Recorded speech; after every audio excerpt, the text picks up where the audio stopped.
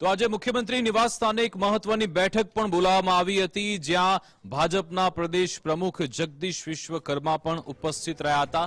મહત્વની એક બેઠક બોલાવવામાં આવી, જેમાં અલગ અલગ વિષય પર ચર્ચા થઈ। આગામી પ્રધાનમંત્રી મોદીના કાર્યક્રમને લઈને પણ ચર્ચા કરવામાં આવી હતી। આગામી કાર્યક્રમ થતા પીએમ મોદીના જે કાર્યક્રમ છે તેને લઈ ચર્ચા કરવામાં આવી હતી। અગાઉ 7 જાન્યુઆરીએ સોમનાથ ખાતે બેઠક મળવાની હતી, જો કે હવે મુખ્યમંત્રી નિવાસ સ્થાને જ આ બેઠક બોલાવવામાં આવી છે। મુખ્યમંત્રી પ્રદેશ ભાજપ અધ્યક્ષ સાથે આ બેઠક થઈ હતી। અગાઉ 7 જાન્યુઆરીએ સોમનાથમાં બેઠક થવાની હતી, જો કે હવે આજે મુખ્યમંત્રી નિવાસ સ્થાને જ આ બેઠક મળી છે, જેમાં ધારાસભ્યો, સાંસદો, જિલ્લા શહેર પ્રમુખો, ભાજપના જિલ્લા શહેર પ્રમુખો પણ આ બેઠકમાં હાજર રહ્યા છે। તેમની સાથે ગહન ચર્ચા કરવામાં આવી રહી છે। આગામી કાર્યક્રમ અને સાથે સાથે પ્રધાનમંત્રી મોદીનો જે 10, 11, 12 તારીખનો કાર્યક્રમ છે તેને લઈને પણ આ બેઠકમાં ચર્ચા સંભવ છે। મુખ્યમંત્રી નિવાસ સ્થાને આ બેઠક યોજવામાં આવી હતી, તેમની અધ્યક્ષતામાં બેઠકનું આયોજન થયું।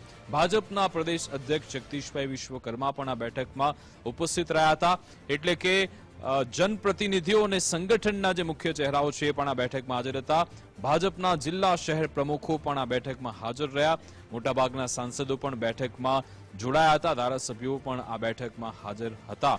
આગામી કાર્યક્રમ તથા પ્રધાનમંત્રી મોદીના કાર્યક્રમને લઈ આ બેઠકમાં ચર્ચા કરવામાં આવી હતી। એટલે કે સંગઠન અને સરકાર બંનેની સંયુક્ત બેઠક અહીંયા યોજવામાં આવી હતી।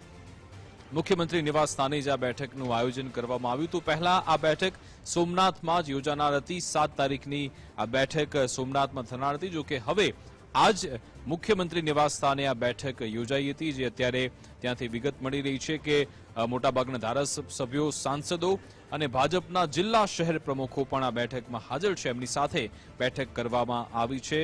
ભાજપના પ્રદેશ અધ્યક્ષ પણ ત્યાં છે। આગામી કાર્યક્રમ તથા પ્રધાનમંત્રી મોદીના કાર્યક્રમને લઈ બેઠકમાં ચર્ચા કરવામાં આવી રહી છે।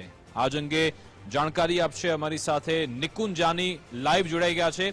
નિકુંજ, પહેલા આ બેઠક 7 તારીખે સોમનાથમાં મળવાની હતી, જો કે આજે મુખ્યમંત્રી નિવાસ સ્થાને બેઠક મળી। શું આ બેઠકનો એજન્ડા છે, શું ચર્ચા થઈ રહી છે, કોણ કોણ ત્યાં પહોંચ્યું?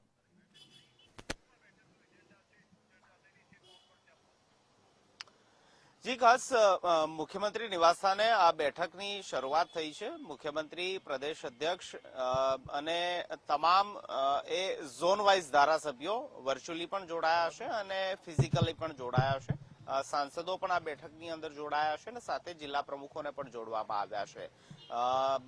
પ્રધાનમંત્રી નરેન્દ્ર મોદી 3 દિવસના ગુજરાત પ્રવાસે પહોંચી રહ્યા છે, ત્યારે તેમનો સરકારી કાર્યક્રમ સાથે પાર્ટી પણ આ કાર્યક્રમની અંદર સંમિલિત થાય તે દિશાની અંદર આયોજન કરાઈ રહ્યું છે અને જે પણ કાર્યક્રમો છે તે કાર્યક્રમ ભવ્યાતિ ભવ્ય બને તે માટેનું આયોજન છે। ચાહે રિજનલ વાઇબ્રન્ટ સમિટની વાત હોય કે સોમનાથ ખાતેનો જે ઉત્સવની ઉજવણી થવાની છે તેની વાત હોય, સોમનાથ ખાતેના આ ઉત્સવનું સૌથી વધુ ફોકસ આપવામાં આવી રહ્યું છે અને તેની ભવ્યતાથી ભવ્ય ઉજવણી થાય તે દિશાની અંદર કાર્યક્રમો ઘડાઈ રહ્યા છે અને હવે તેમાં પાર્ટી પણ પૂરજોશથી જોડાશે અને તે માટેની જ એક બેઠકનું આયોજન મુખ્યમંત્રી નિવાસ સ્થાને કરવામાં આવ્યું છે, જેમાં તમામ ધારાસભ્યો ઝોન વાઇઝ જોડાયા છે, સાંસદો ઝોન વાઇઝ જોડાયા છે અને જિલ્લા પ્રમુખોને પણ અલગ અલગ જવાબદારી સોંપવામાં આવી છે કે જ્યાં પ્રધાનમંત્રી પોતાનો પ્રવાસ કરવાના છે આ 3 દિવસ દરમિયાન।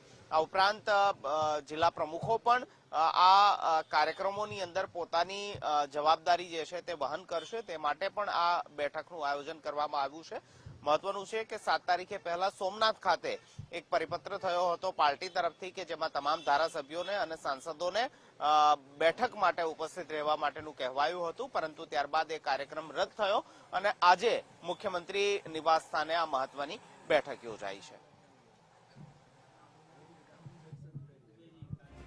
બિલકુલ, આભાર તમામ જાણકારી આપવા બદલ।